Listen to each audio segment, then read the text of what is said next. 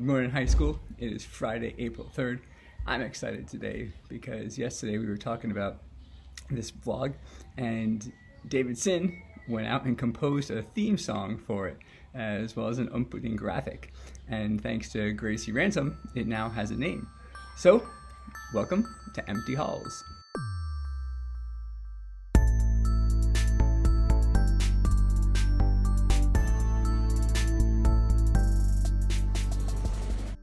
So thanks to David for doing that. He spent way longer than I thought he would getting it done, so I appreciate it.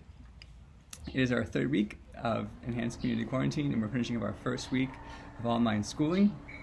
Today is family home weekend, and I know that's weirdly unmeaningful when for the past 3 weeks you wish you could be anywhere besides your home seeing anyone but your family, but we'll still take a day off from classes and a day to spend a little bit of extra time doing the things you'd want to do or you're able to do from your home. Today I'm going to revisit some of the things we talked about during high school retreat. That time we spent a week talking about sacks of gold. If you can remember way back in first quarter when the world seemed very different than it is right now and the school year was rolling along normally. Our theme for the year, if you remember, is Entrusted. Our theme verse for that was 1 Peter 4:10.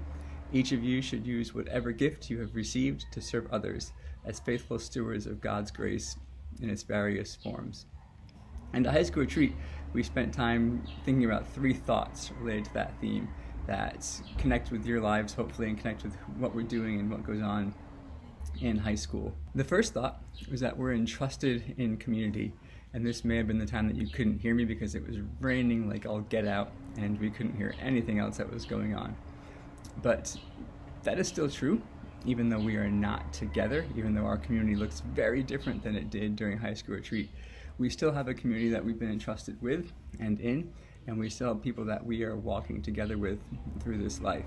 And at the end of last week, I talked about the importance of making sure you're connecting with those people, finding ways to encourage each other, finding ways to make it feel like we're still a community, even when we're not seeing each other face to face. And I would encourage you to keep that up. Encourage you to find ways to make that happen. That's why some groups are having homeroom this week, even though it's not a school day. It's just one chance to see people, to talk to people, see how everyone's doing, holed up in their homes. A couple days ago, I got a chance to do a Bible study over Google Hangouts.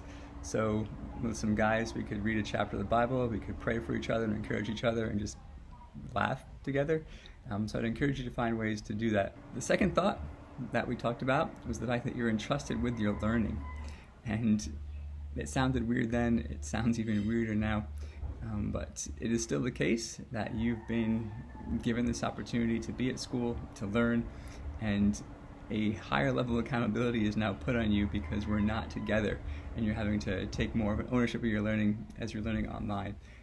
So again, I would encourage you to find ways to make sure that's happening. Mrs. Hardeman put together a great document giving some advice about that.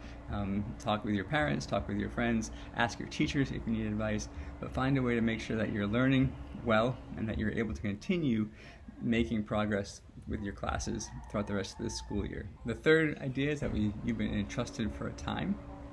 The thought behind that being that no matter what you've been given, no matter what you have right now in your life, you're only going to have it for a certain period of time. And that was made really evident this year when all of us thought we had more time together, thought we had more time in our classes, thought we had more time to do activities on campus and to be with each other, and that time all of a sudden was cut short. And especially for the seniors, that's a huge deal, that the time they thought they had with friends, with teachers, in the community of our school was prematurely cut short. And hang on, one of my hamsters got out. Nia loves my hamsters. So the challenge is to use whatever time we have well. And I know it feels like you don't have a lot to be doing right now in some ways. It feels like there isn't a lot you are able to do, being stuck in your house, stuck in quarantine, not being around the people you wish you could be around, not being able to do the things that you wish you could do. But it's still time that you've been given. It's still time that you can use well. Still time that you can put to some ends. And at the end of it, in the same way that guy with the sack of gold could say, look, I made more gold for you, that we could finish quarantine and you could look back and say, look, I was able to accomplish things.